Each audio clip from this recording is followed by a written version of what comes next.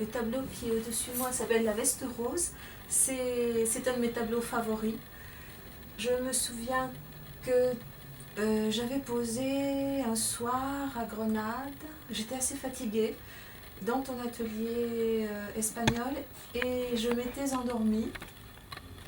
Et lorsque je me suis réveillée, j'ai découvert ce magnifique tableau. Je me suis toujours posé une question. Pourquoi tu n'avais pas fait de visage? Le visage du modèle est blanc.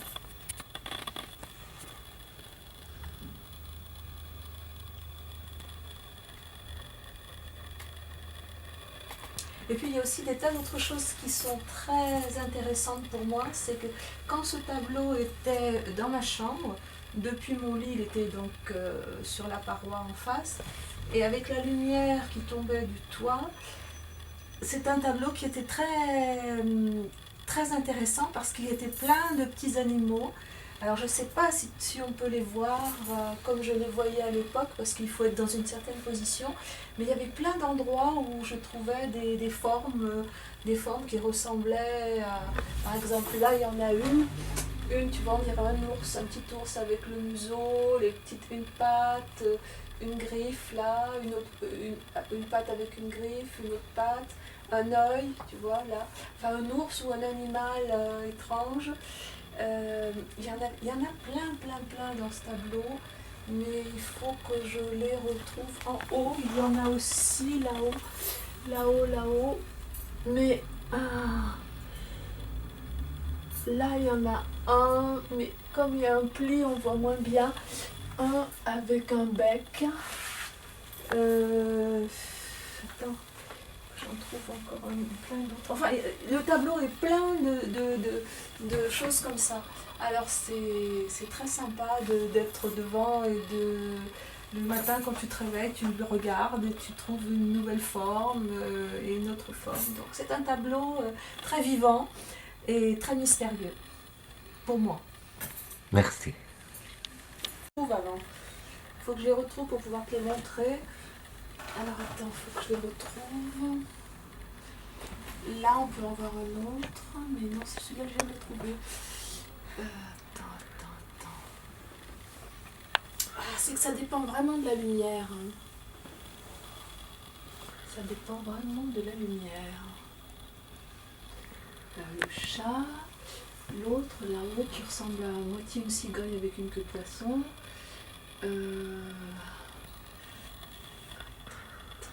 Lui, là, ça c'est sûr, mais il y en a d'autres, il y en a plein d'autres. Sauf que je les trouve plus maintenant, quoi.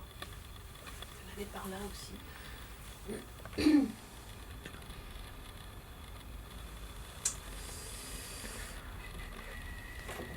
Comment tu appellerais ces phénomènes des animaux qui se manifestent dans les tableaux de lutins? Non, c'est que c'est une habitude de... Mais tu as déjà commencé? Bien sûr. Ah, mais tu aurais dû me dire. C'est une habitude de... J'aime bien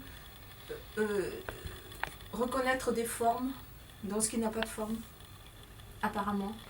Et comme ça, tu as tout un monde merveilleux qui surgit. Et c'est ça.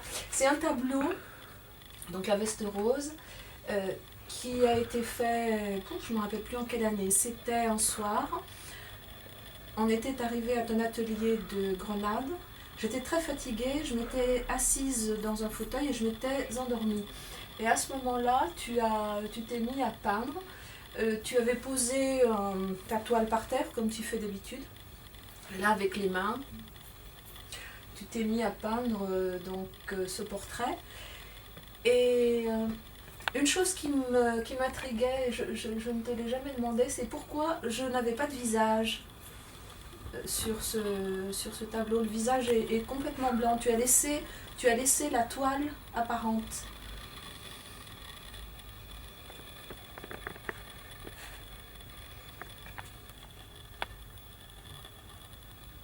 Alors c'était peut-être parce que je dormais, et comme ça permet le rêve finalement. Et ce tableau, je trouve qu'il permet de rêver. Parce qu'avant il était dans ma chambre, et donc il était en face de moi, sur la paroi en face de moi. Et donc le matin quand je me réveillais ou le soir quand je m'endormais, je pouvais voir toutes sortes d'animaux qui apparaissent dans le tableau. Alors par exemple, c'est assez difficile parce qu'on les voit avec une certaine lumière et on ne les voit pas tout le temps. Par exemple, celui-là il est facilement identifiable. Là, ah mais il faut éteindre là parce qu'autrement tu ne vas pas le voir. Si, ça se voit. Tu le vois. Là oui mais tu vois, avec cette lumière en dessous je le vois moins. Une sorte de petit animal comme un petit ours avec le nez, une patte, des petites griffes, une autre patte, des petites griffes, une autre patte. Là-haut, là-haut, il y a un chat. Il y a un chat, on voit le nez du chat, comme le petit nez rose du chat, là. Tac, tac. Et là, il y a un œil. Là, il y a un animal fantastique. Il aurait comme une queue de poisson, il serait tout en longueur, avec une sorte de bec qui plonge on ne sait pas trop où, et là, un œil comme ça. Attends. Là-haut, il y en a un autre par là-haut. Tu vois là 2 yeux, et puis là, il me semble qu'il y a un autre animal par là. Il y en a d'autres, hein. Ce qu'il y a, c'est que je ne les vois pas, avec cette lumière qui arrive en dessous, je ne les vois pas. Je sais que là, il y en a aussi. Il y avait une souris quelque part. Ah, est-ce que c'est ça la souris? On voit le nez, l'œil. Non, c'est pas ça, ça c'est un autre. Ah, voilà. Voilà. Je trouve qu'il est superbe ce tableau parce qu'il est très sensuel aussi là, dans la façon dont tu as posé la peinture. Et donc avec cette interrogation, finalement j'ai répondu un petit peu à ta place parce que le fait de ne pas avoir de visage, ça te permet d'envisager des tas de choses et ça permet l'évasion, le rêve et donc l'apparition de ces animaux fantastiques que je vois quand je suis dans mon lit.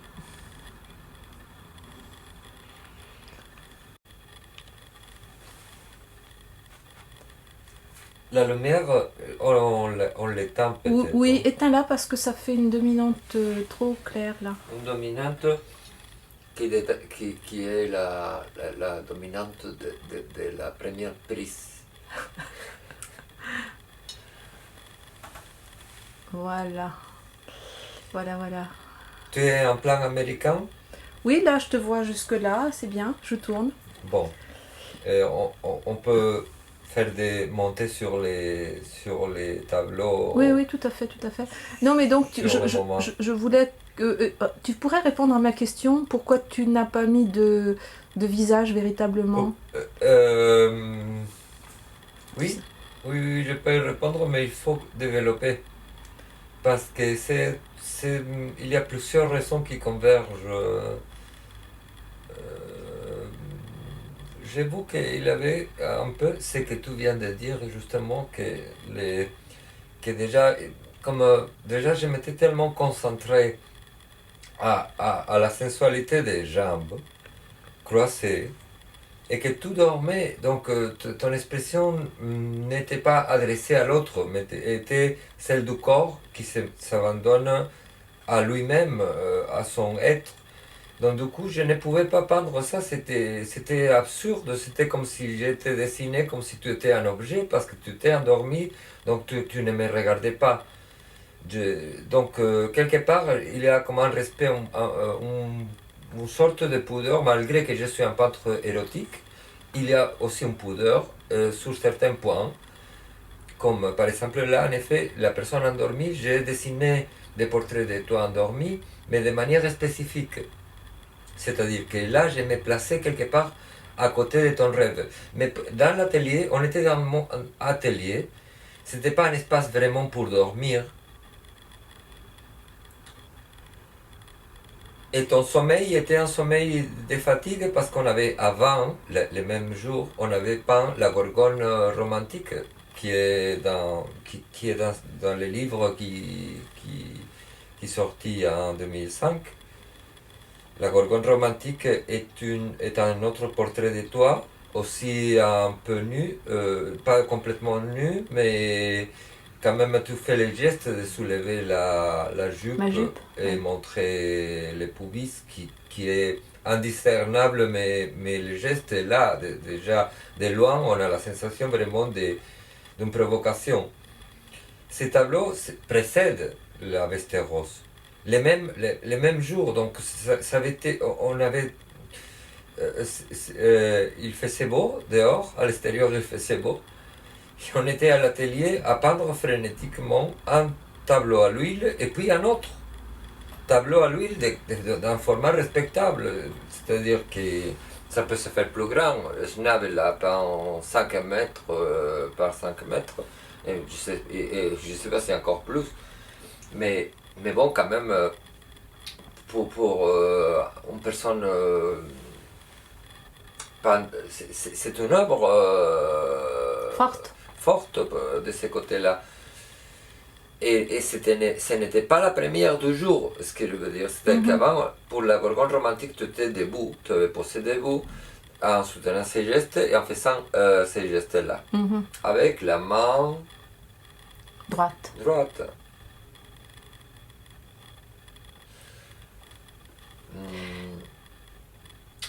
C'est très juste ce que tu dis à propos des jambes, de la sensualité des jambes, parce qu'à ce moment-là, on voit bien la peinture, la façon dont tu as... La sensualité des jambes, c'était mon intérêt, c'est-à-dire c'était la première chose que j'ai vu la forme, c'était ces cuisses. Qui par ailleurs, là, se sont écarquillés. Parce que là, il manque de la terre des siennes. Ça a sauté, ces morceaux-là. Oui. Et je ne sais pas à quel moment ça s'est J'ai vu qu'il avait craquelé un peu. Donc on devrait, à un moment donné, on devrait parler de la fragilité et même c'est quand même de l'huile. Hein.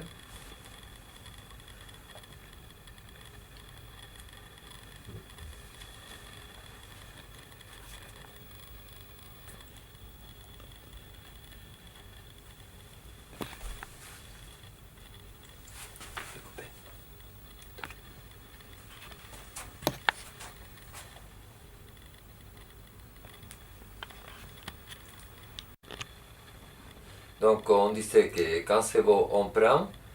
Sur le plan, non, déjà il y a les tableaux, d'un côté il y a un cadrage dans les tableaux, ça s'appelle composition en peinture.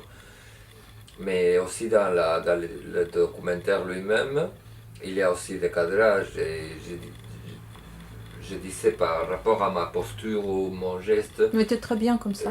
Oui, tu prends quand c'est beau, c'est-à-dire si jamais j'avais une boursouflure énorme Non, mais ça, on s'en fiche à l'orteil, alors ça aurait moins d'intérêt pour s'amuser parce que ça serait pas drôle du tout.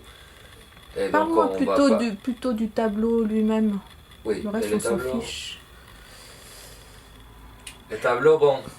Tu sais, c'est toi, ma belle, qui a fait les frais de son jeu.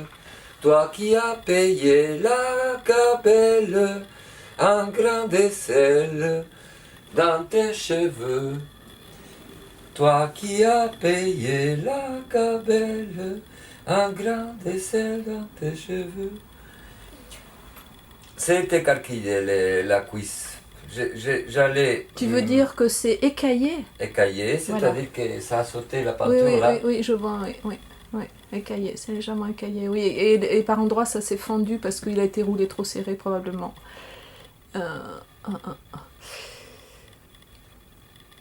Pourquoi tu peins toujours par terre? Et très rarement sur chevalet ou sur... D'ailleurs, chevalet, tu n'en as pas. Là-dessus, dans mon imaginaire, quand je suis en train de faire un tableau à l'huile, c'est-à-dire l'huile, ce n'est pas l'eau, et la distinction est sacramentale presque. La peinture à l'eau. La distinction entre la peinture à l'huile et la peinture à l'eau. La peinture à l'eau, c'est beau, la peinture à l'huile, c'est difficile. Qui existe dans la liturgie entre les baptêmes et l'extrême onction. L'extrême onction, c'est pour l'éternel. Attends, j'ai pas bien Donc compris. l'huile accomplit une fonction sacramentelle. C'est pour ça, parce qu'il dure plus, il tient mieux.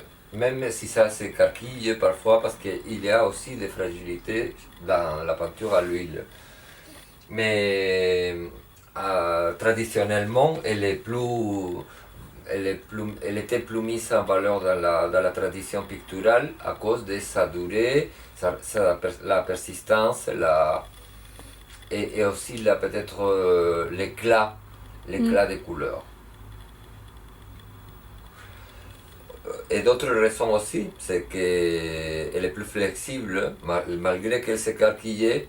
Si ça avait été de la peinture à l'œuf, ça serait écarquillé encore plus, tu ne peux pas la rouler. Écaillé. Écaillé. Donc,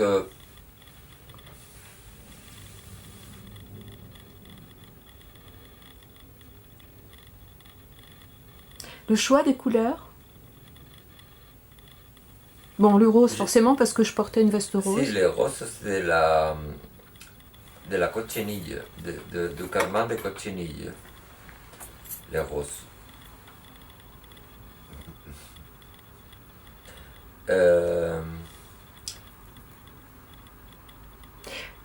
Une chose que j'ai remarqué, c'est que tu ne fais pas de dessin préparatoire. C'est que ta veste était rose, c'est-à-dire que tu portais une veste très moderne, très fashion.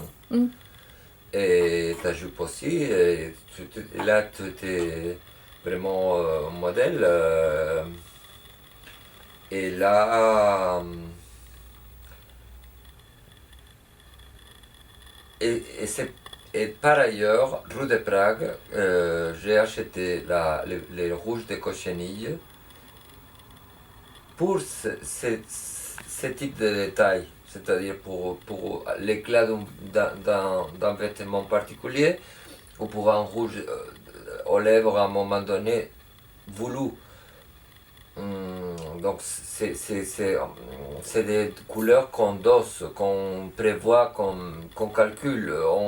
On doit faire beaucoup de réflexions avant de choisir la couleur. Donc j'avais les rouges de cochenille, là c'est mélangé avec les blancs de titane. C'est-à-dire sur les blancs de titane un peu dilués dans de la tréventine. J'ai fait ça entrer avec la tréventine d'abord, et puis la base blanche du titane qui donne de l'éclat aussi. Ce qui en sortait, c'était du rose avec des différentes portions d'intensité selon ce soit plus ou moins mélangé avec les blancs. Ce sont plus ou moins les manières de faire pour peindre à l'huile et aussi à l'œuf.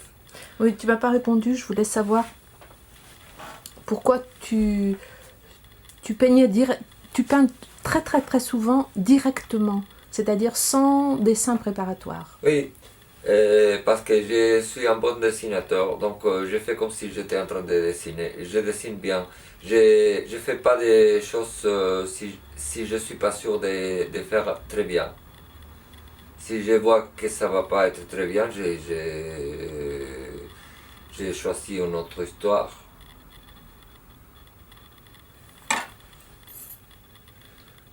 Donc c'est pour ça que je n'ai pas besoin de faire au charbon avant.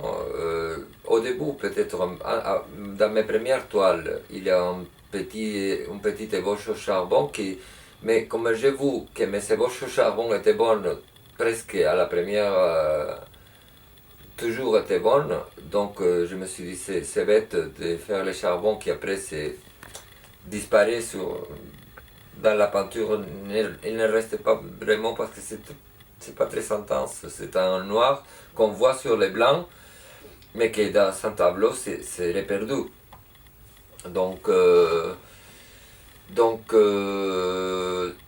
l'utilisation du charbon avant les couleurs est lié au travail en équipe des peintres d'église, des fresques. Et si je ne me trompe pas, parce que je peux être en train de faire une projection à partir en fait de ce que j'ai vu dans la mise en scène du personnage de Buffalmacco, dans la lecture cinématographique qui en fait le grand artiste Pier Paolo Pasolini. Là, c'est lui-même qui est le peintre, parce que en fait, ce qu'il vient à dire, c'est que le cinéma, il les pratique comme une sorte de grande fresque picturale. Donc, et pour montrer ça, il se met en scène comme Buffalmacco, en dirigeant une équipe de jeunes un peu brigands, parce que les étudiants qui accompagnent les peintres, c'est un métier libéral. Alors, le bénéfice n'est pas du tac au tac comme dans l'échange d'un tomate de la nourriture contre de l'argent. C'est-à-dire là, il y a quelque chose de bon, positif, on a besoin de la nourriture, mais pour la peinture, pour la valeur de la peinture et la valeur du travail des artistes, on est toujours dans les flous. Et c'est pour ça que c'est le monde aussi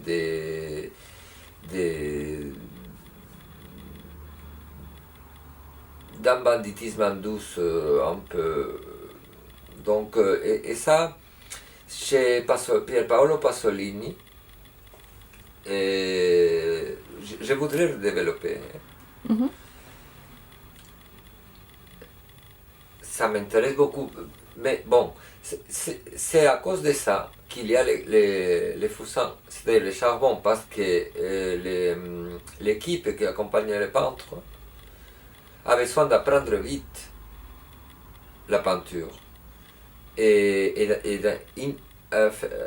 rendre interne les réflexions visuelles du maître et s'assimiler à lui pour travailler avec. Et en même temps, ça, c'est déjà forcer la personne. Donc, du coup, au sein de l'équipe, peut s'établir, pourrait s'établir, si ça tourne mal, une dynamique de pouvoir du maître sur les disciples. Mais les maîtres, qui est sensible, comme Buffalmacco dans l'histoire du Decameron, tel qu'elle raconte Pasolini, et Pasolini lui-même dans sa manière de faire du néoréalisme, qui est le seul cinéma artistique. Donc lui, il fait pareil. Il prend des vrais brigands et il les met à travailler un peu dans quelque chose d'artistique qui va être visuel. Donc du coup, les brigands sont eux-mêmes devant la caméra. Mais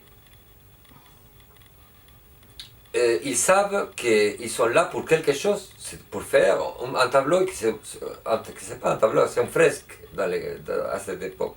C'est plus grand, ça demande de couvrir de grandes surfaces de murs.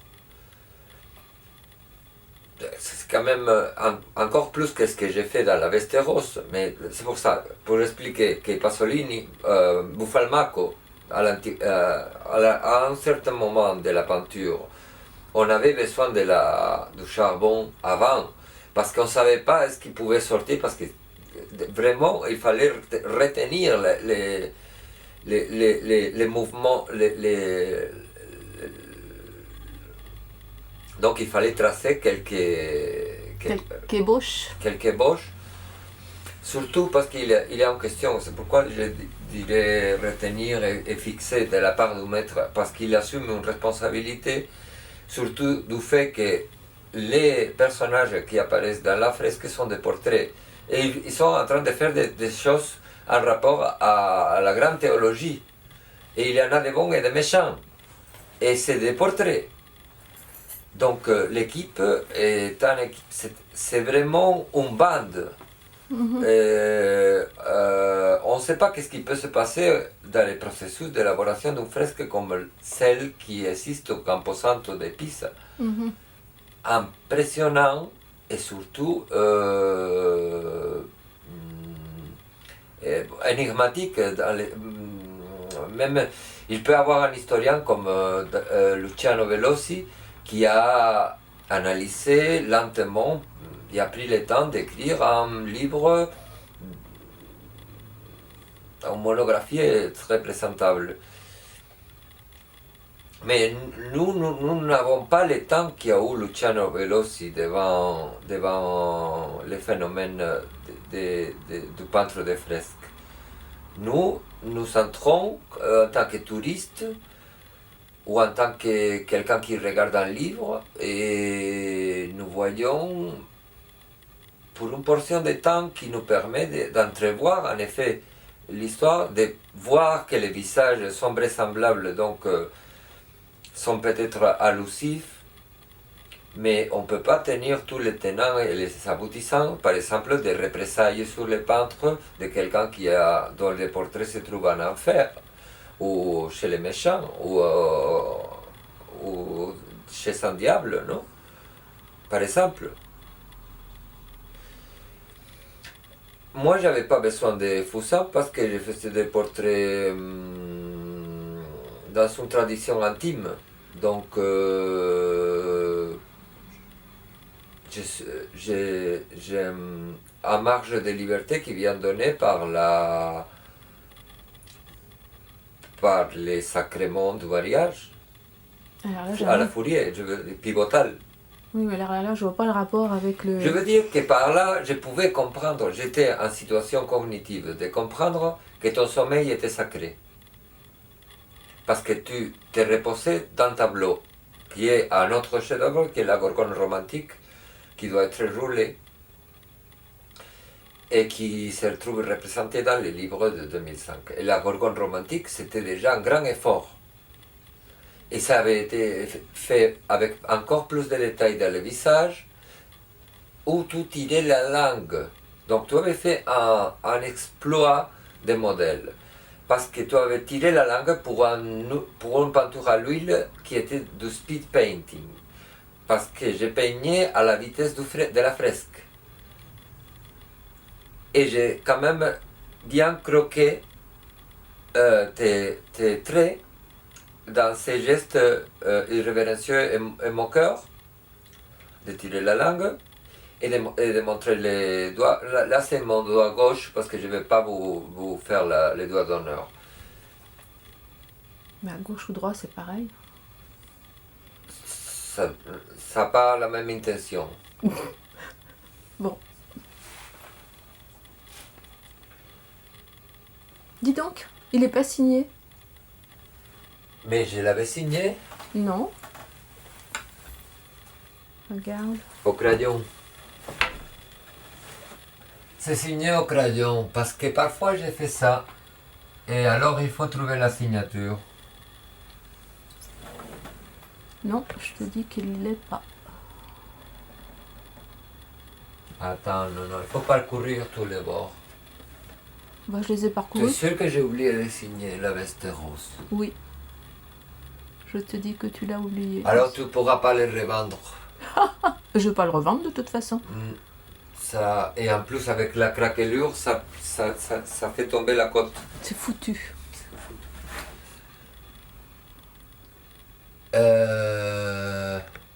Mais là, tu m'avais expliqué les animaux que tu voyais?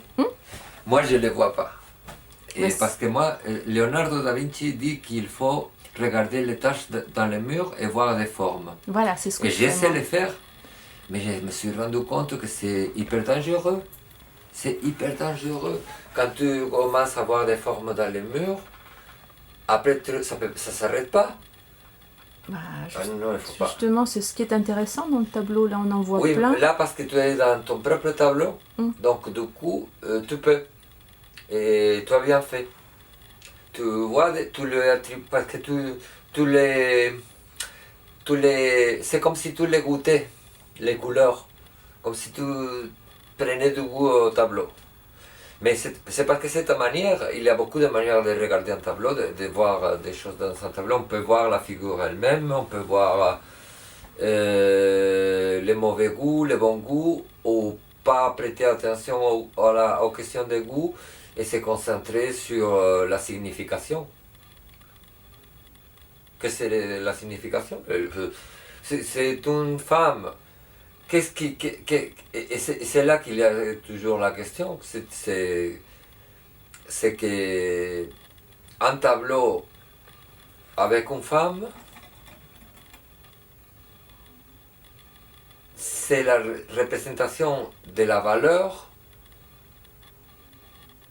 et c'est la valeur, c'est-à-dire que quelque part c'est comme le prototype de la pièce de monnaie. C'est quelque chose on échange, parce que pourquoi un peintre ne fait pas un seul tableau mais beaucoup? Parce qu'il veut devenir riche. Et parce qu'il aime peindre, parce qu'il faut dire aussi qu'il a, je ne sais pas expliquer ça, bon, si je sais expliquer, le plaisir qu'il y a à faire les tableaux, c'est parce qu'on dessine des choses qu'on aime regarder. Et c'est comme, mais ça vient peut-être aussi du fait que le tableau est assimilé au prototype de la monnaie. Pourquoi? Parce que ça vaut, c'est-à-dire que c'est un équivalent, un substitut, mais un substitut content. Parce que ça te substitue quelque part, ça ne te substitue pas pour plein de choses, mais comme image, oui. Donc, mais en même temps, c'est comme un gage. C'est-à-dire qu'on se dit, est-ce que si j'achète les tableaux, j'aurais pas encore plus de chances de trouver une femme? Par exemple, mettons, parce que quelles sont les motivations d'un acheteur de tableaux? Il peut y en avoir plusieurs, il y en a qui font des collections, il y en a qui Ils sont investissent. des pervers peut-être, ils sont méchants. Bon, mais peut-être que tes tableaux sont magiques. De toute façon, il y a toujours des femmes sur tes tableaux, alors. Quelqu'un qui aime les femmes, et alors Quelqu'un qui aime les femmes. Qu'est-ce que je peux acheter des luxe, qui soient des hyper luxe, parce que c'est des couleurs, il y a rouge de cochenille, bleu et indigo, c'est de l'huile, c'est bien fait, c'est authentique, parce qu'il y a vraiment la pose, c'est pas un montage, c'est fait après un autre, c'est-à-dire c'est un exploit physique, c'est-à-dire c'est vraiment quelle est la valeur du cirque? Je sais pas, qu'on s'amuse et on paye pour ça.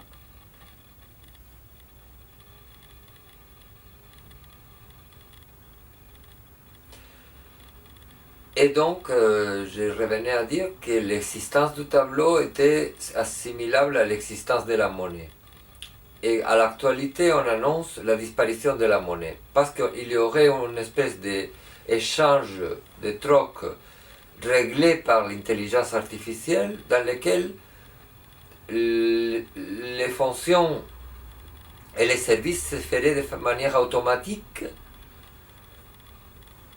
Et donc, la monnaie viendrait représenter la conscience et le recul de la réflexion, parce qu'une monnaie, tu peux hésiter à la donner ou pas, finalement la garder pour toi et pas faire l'achat. Mais en revanche, un échange automatique, c'est fait de manière inévitable. Donc la peinture appartient à une époque où il y avait la possibilité de dire non. Parce que tu pouvais garder ta monnaie et pas payer. Soit parce que tu n'achetais pas, soit parce que tu étais radin. Tu avais le droit d'être radin.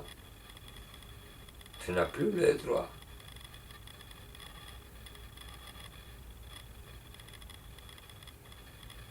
Qu'en penses-tu? Je sais pas, je suis pas radin alors. Non, mais que si la peinture disparaît, c'est parce que la monnaie disparaît. Non, je pense que Apocalyptique. c'est vrai qu'il y a beaucoup moins de peintres maintenant, beaucoup plus de gens qui font des installations, de la photographie. Moi, je ne dirais pas vraiment ça. Je pense que Bah, il y a eu toute une époque en France où on voyait quand même beaucoup moins de peinture que des installations, de la photographie, me semble-t-il. Maintenant, Ah oui, on dirait que on dirait que la peinture revient un peu dans le marché de l'art, en tout cas en France, alors que déjà en Allemagne et en Angleterre, on en trouvait beaucoup plus. Oui, il y avait un côté aniconique dans les statu quo, comment dire, une non-visibilité de la peinture en France. Je pense qu'elle était due au fait que les peintres français étaient médiocres. Donc, avec forte raison, les politiciens en avaient honte et ne les montraient pas. Ça, j'en sais rien. Oui, mais ça c'est le problème de la culture française, c'est que quand il y a, c'est que non, la peinture est très difficile parce que la, elle est assimilée au crime. C'est-à-dire finalement dans la conception française qui est toujours regardée dans la télé des séries de policiers. Bon, il n'y a pas qu'en France, De je crois la que c'est police, partout, c'est mondialisé, je te signale. Hein. Du coup, quand on regarde un tableau, on cherche aussi un crime. C'est le tableau, c'est criminel finalement, parce que dans la paranoïa française, c'est une drôle d'interprétation. Ça, tu vois pas ça dans d'autres pays. Maintenant, oui, parce que Facebook a introduit une perversion dans les flux culturels qui fait que le fondamentalisme chrétien et même en se justifiant dans le respect du fondamentalisme musulman qu'en fait on s'en fiche, mais en disant attention, de même qu'on dit attention, il y a des enfants, ne faites pas trop démonstrative votre conduite, on dit aussi vos tableaux finalement. On dit aussi attention, il y a des musulmans, ne faites pas trop cucu. Et ça finalement, ça devient la seule pensée de l'être. Heideggerianement, ça possède la blessure française. Et c'est le phénomène des gilets rouges est désespéré. Jaune. Parce ils sont jaunes. Rouge, les gilets rouges. Ensanglantés, ils sont mal. Tu vois?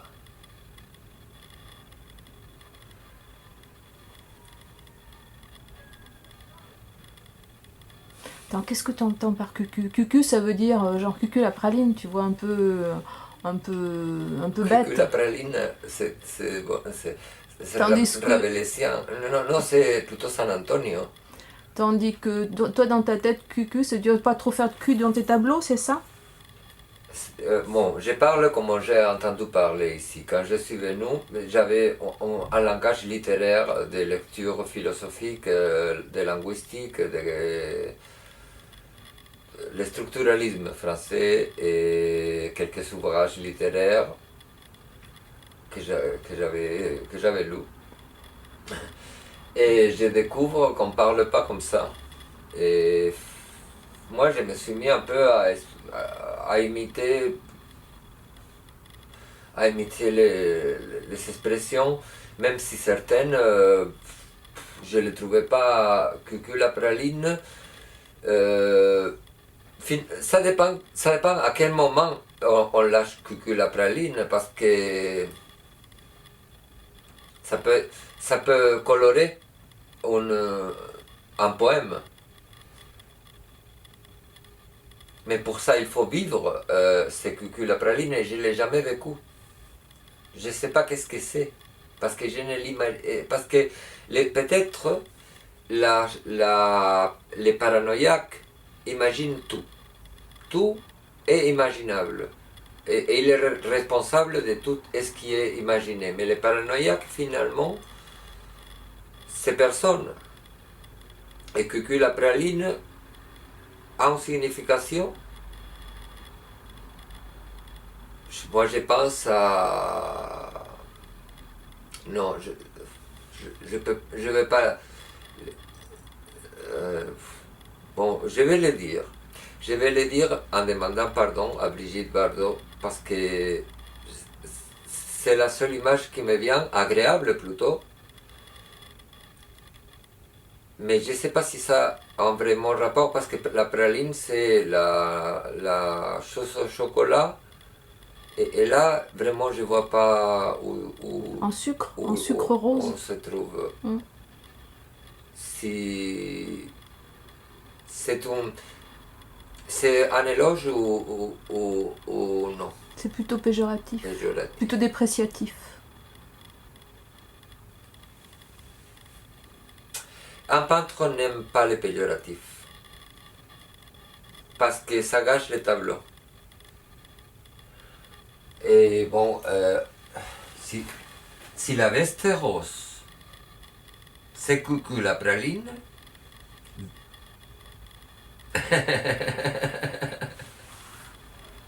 Non.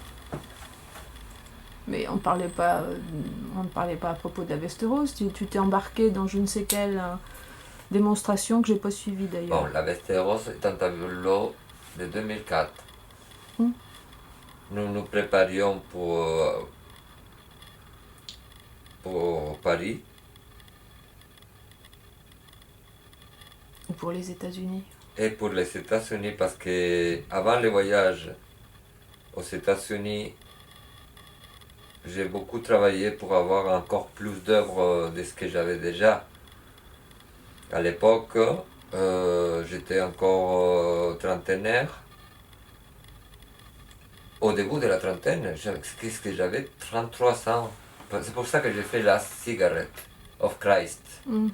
Je me suis, comme le Christ, en fumant sa dernière cigarette, ou un pétard, ou quelque chose. Mais c'était un bel crucifié, non? Pas crucifié, parce que j'étais avant la crucifixion, j'avais droit à une cigarette. Et j'avais une auréole bouddhiste, parce que comme je suis pas chrétien, mais bouddhiste, j'avais une auréole bouddhiste. Juste au moment où je vais trouver une lumière un peu meilleure.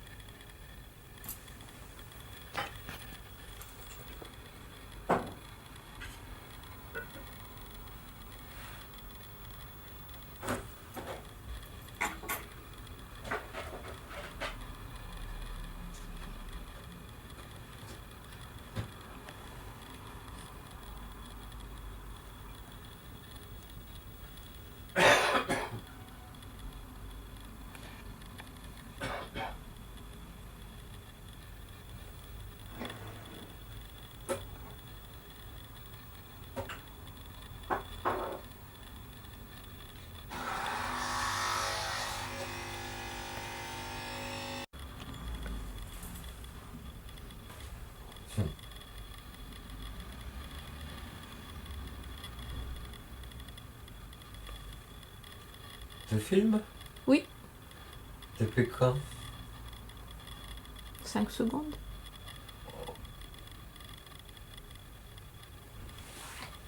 La lumière est beaucoup mieux là. Et l'équivalent dans les rudimentaires de la géométrie du sexe féminin, donc qui serait en tant qu'image la valeur de tout. Mhm. Donc, mais si le sexe féminin serait la valeur de tout, ça voudrait dire qu'il y a un propriétaire. Et c'est ça qui dessine l'apparition du patriarcat. C'est pour ça que le peintre est au noyau de la constitution de la société patriarcale. Et m'étant rendu compte, je me suis mis à déconstruire l'existence d'un génie picassien et tout ça. Je me suis dit, je vais essayer de prendre le bon. Donc je me suis dit, je vais trouver des femmes, je vais les voir dans leur nudité, je vais me permettre de la reproduire avec des couleurs. Et je vais aussi quand même essayer d'être honnête et de détruire le patriarcat.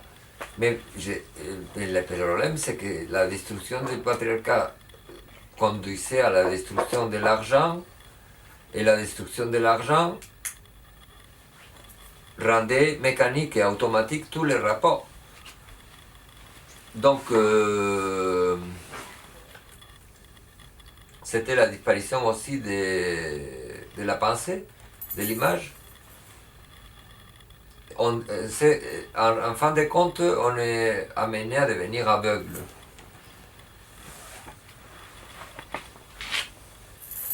Répétition de l'exercice Du chat pour changer la lumière. Du chat pour changer la lumière. C'est un pèlerinage à la manière de la procession de ces... Déjà, c'est un peu mieux parce que tout à l'heure c'était un peu surexposé. Maintenant, c'est déjà mieux. J'ai mis deux lumières à 45, enfin pas tout C'est à convivial, c'est convivial parce que on est comme dans le même bateau que celui qui possède l'écran. Donc on est pièce de monnaie, qu'on soit vous ou non vous. Parce que quelque part, on a la sensation qu'en 2019, tout le monde sera aveugle. Pourquoi? Parce que comment tu peux voir ce monde dans l'état où il est? C'est vrai.